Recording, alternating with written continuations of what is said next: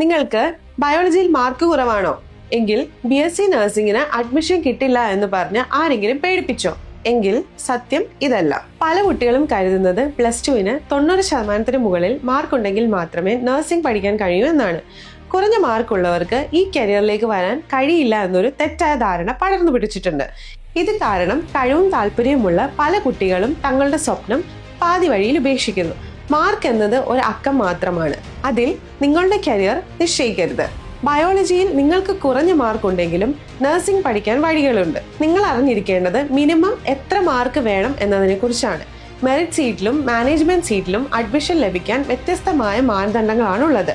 ഇവിടെ മാർക്കിനേക്കാൾ ഉപരി നിങ്ങൾക്ക് ഈ വിഷയത്തോടുള്ള ഇൻട്രസ്റ്റ് ആണ് ഇമ്പോർട്ടൻറ്റ്. പഠിക്കാൻ ബുദ്ധിമുട്ടുള്ള പോർഷൻസ് ലളിതമായി പഠിച്ചെടുക്കാൻ ഞങ്ങൾ നിങ്ങളെ സഹായിക്കും. നമ്മുടെ റൈറ്റ് നഴ്സിംഗ് ഡ്രീം ഹബിൽ അക്കാഡമിക്കായി പുറകോട്ട് നിൽക്കുന്ന കുട്ടികൾക്ക് പ്രത്യേക ഗൈഡൻസ് ഞങ്ങൾ നൽകുന്നുണ്ട്.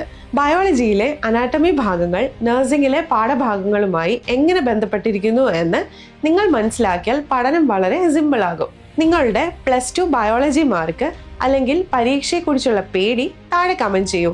അത് എങ്ങനെ മറികടക്കാമെന്ന് ഞാൻ പറഞ്ഞു തരാം. ഈ വീഡിയോ നിങ്ങളുടെ മാർക്കിന്റെ കാര്യത്തിൽ ടെൻഷനുള്ള കൂട്ടുകാർക്ക് ഷെയർ ചെയ്യും. നാളെ ഹിലാൽ സർ വരുന്നുണ്ട്. അഡ്മിഷൻ ബുക്കിംഗ് ചെയ്യുമ്പോൾ ശ്രദ്ധിക്കേണ്ട ചതിക്കുഴികളെ കുറിച്ച് സംസാരിക്കാം.